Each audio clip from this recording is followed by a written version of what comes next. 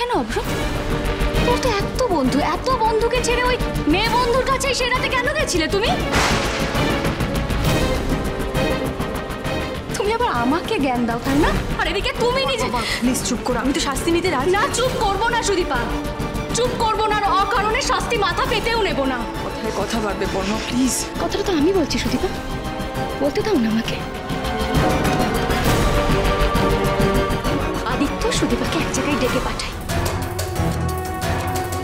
সুদীপা সেখানে যায়, অপেক্ষা করে, কিন্তু আদিত্য সেখানে না গিয়ে বাড়িতে চলে আসে, যেখানে আমি একা ছিলাম। আর তারপর বাড়িতে আসার পর ভাঙচুর করতে থাকে, চিৎকার করতে থাকে। আমি বারবার জিজ্ঞাসা করি, আদিত্য কি হয়েছে, বলো বলো, কিন্তু আদিত্য কোনো উত্তরই দেয় না।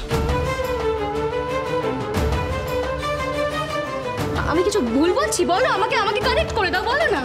এসছে ওর বাড়ি, ওর ইচ্ছে হয়েছে, ও এসছে। এই তোমার কাছে কি পারমিশন নিতে হবে নাকি? অংশু 1 মিনিট, সব সময় কথা বলো না, পরমাকে বলতে দাও। সব দোষ আমার, তাই না? আমি বলছি আদিত্য আমাকে এখান থেকে ওপরে তুলে নিয়ে গিয়েছিল, কারণ ওর ধাক্কাতে আমার এই অবস্থা হয়েছে। আমি পড়ে গেছিলাম আর আমার পা।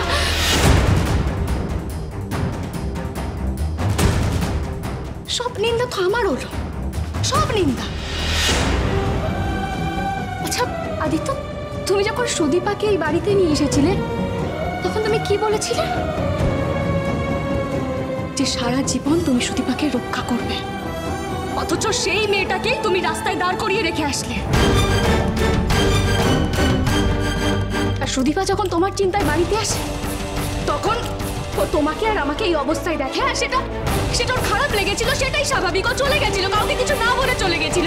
কি করতো মা? কাকামণি, ও কি করতো? ও যা করেছিল একদম ঠিক করেছিল। আর তারপরও নিজের জন্য একটা জায়গা খুঁজতে বেরিয়েছিল, সেখানে রিতম স্যার হোক বা অন্য কেউ। ওকে নিয়ে তো গেছিল একটা পিজিতে। আরে বাবা, তোমাদের তো খুশি হওয়া উচিত। ওর কপাল ভালো যে ওর সাথে অন্য কিছু হয়ে যায়নি। ওই রাত্রিবেলায় ও একা ছিল মা। ওর তো অন্য কোনো বিপদও হতে পারতো। একবারও ভেবে দেখেছেন? হ্যাঁ, কিন্তু এই সব সত্যিটা জানার পরেও আপনারা সবাই মিলে আমাদেরকে দোষারোপ করবেন কেন বলুন তো? কারণ আমরা বাইরের নেই।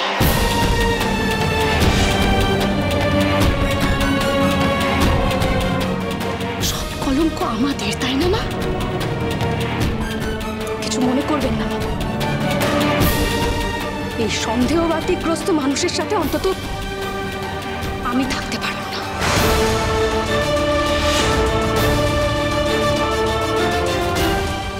কিছুতেই থাকবো না।